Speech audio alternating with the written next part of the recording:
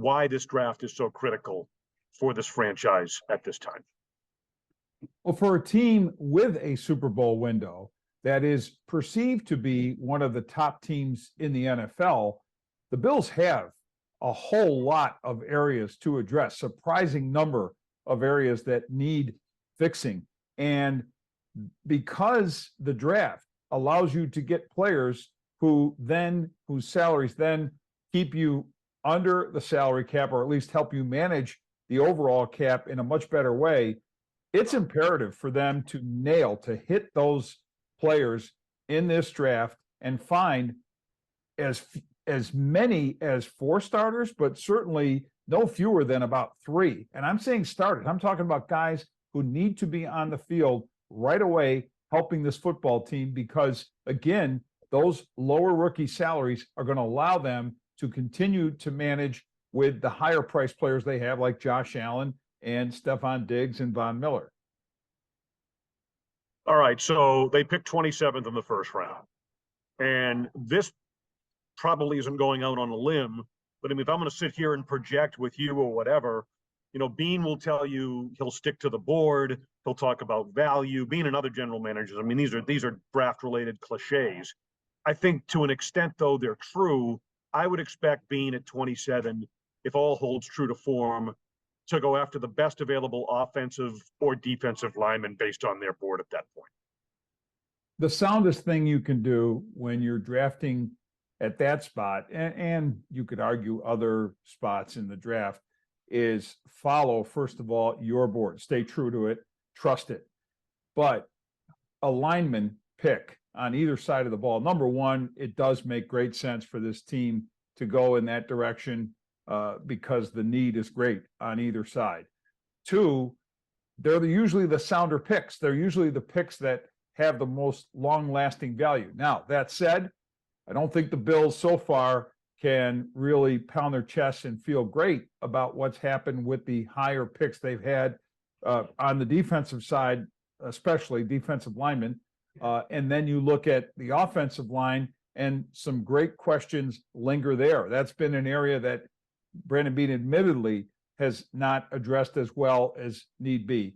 And those problems manifested themselves. So, yes, you could probably say that if on the highest percentage of what the Bills might do if they stay put at 27 is go for a lineman on one side or the other of the ball. Pretty reasonable to expect they're going to draft at the safety position, I would think, right? I mean, the likelihood that Jordan Poyer stays at his age and given their financial situation and what he's going to want, I think it's a very low probability they retain Jordan Poyer. At what point do you see them stepping in and going after a safety, and what do they need to? The challenge in drafting a safety is making sure you find the guy who athletically has the ability to do both things, cover and hit and play in the box. Jordan Poyer, an extraordinary athlete, at his healthiest, at his best in the NFL, a top safety. And some would argue he's still really good if he can stay healthy. But given his age, it is time to move on from him and his injury history. I think it is time to move on from him, from adding another contract and keeping him aboard for multiple seasons, and get younger there and get more speed at the position, athleticism. But are you getting someone who has been a career safety, say in college, or are you going for that hybrid sort of defensive back who's played corner and who can go inside for you, or even outside if necessary, depending on the coverages? And that's the other thing. The Bills' defense allows for that flexibility in the secondary. You still have Micah Hyde back there, but how healthy is he going to be? So the safety picture for this team in the immediate sense is finding that Jordan Poyer replacement, but you also have to have an eye toward what you might be looking at longer term because of Micah Hyde coming back from that serious neck injury that sidelined him for most of last season. I wouldn't think you'd hear the name of a safety called at 27 in the first round. And if it is an alignment on either side of the ball, I wouldn't be shocked to hear the name of a wide receiver, and there's an outside chance maybe a running back. Where do you stand on all of that? Yeah, and those are the variables, because as teams look at their needs, and the teams that are above, say, 27, and this all presumes the Bills stay put, and linemen are picked. The big uglies, as the scouts like to say, are coming off the board. It is going to push down those skill players. It's going to push down some wide receivers. It's going to push down a running back.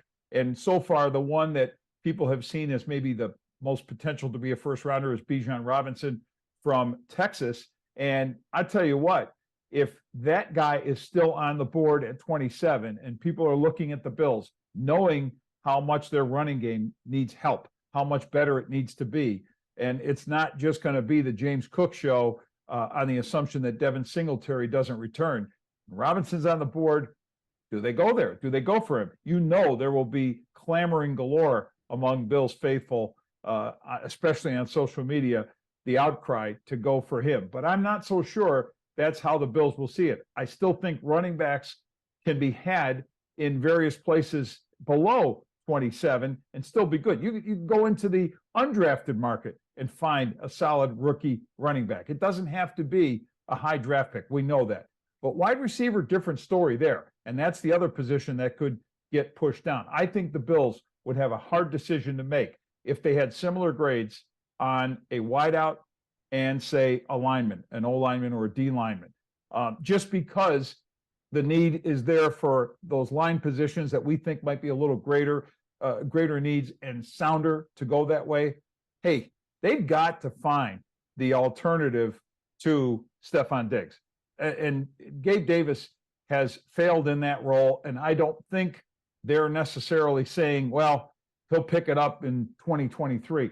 I think they are seriously looking at what their next possibility is at that position, and I think they're looking at this draft to do it. You can find quality receivers in this draft and in a lot of drafts who can step in and contribute immediately, and again, from a cost standpoint, they can be so affordable for you under the cap, under their rookie contract. So in light of everything we've just talked about, and in the overall context of where the situation stands with this roster, with this salary cap situation, having to trim some dollars and the obvious needs. I mean, they were beaten up front on both sides of the ball against the Cincinnati Bengals. Offensive line, defensive line. Sean McDermott first to admit it. Brandon Beane said as much in his postseason news conference.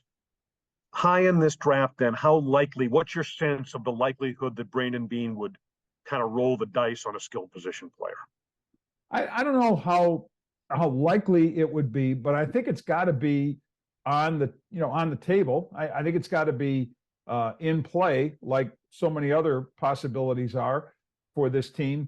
And it wouldn't shock me if that's what you're saying. If I'm watching the draft and we see them come away with a receiver, say at 27, you're going to nod and say, yeah, that made sense. Now, the danger in that, though, is will they have a chance in rounds 2 or 3 to sufficiently address multiple spots on both lines? And I'm not just talking starters, but yes, from the defensive standpoint, either an edge rusher who starts or plays a lot, contributes, frequent rotation.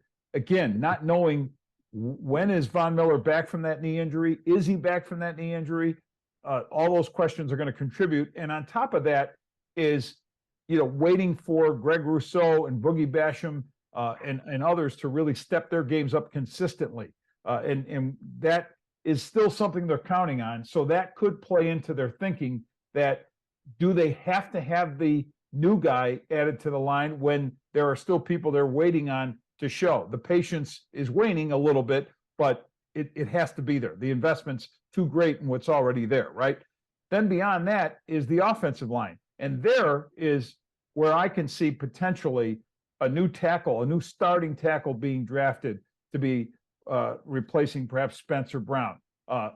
Competition for Deion Dawkins, whose contract I think is going to be adjusted downward because that's where his performance was. And then the guard positions. Somewhere along the line, you've got to be much better in the interior. And those spots were also trouble spots for this team. The other thing, we've talked about edge rusher, we've talked about tackle on the O-line as premium spots. Defensive tackle is somewhere else that this team will definitely take a hard look at. Don't be shocked if that happens in rounds 1 or 2. And you've got a Tim Settle, who I think they move on from. Daquan Jones is fine, but again, I think they want better. All right, Vic Carucci is going to be in Indianapolis. He'll be reporting from there starting on Sports Talk Live Monday night, and from Indy in the Combine through the course of next week. You can also read Vic daily during the course of the Combine at WGRZ.com. For Vic Carucci, I'm Adam Bonini, Channel 2 Sports. Thanks for joining us at WGRZ.com and WGRZ+.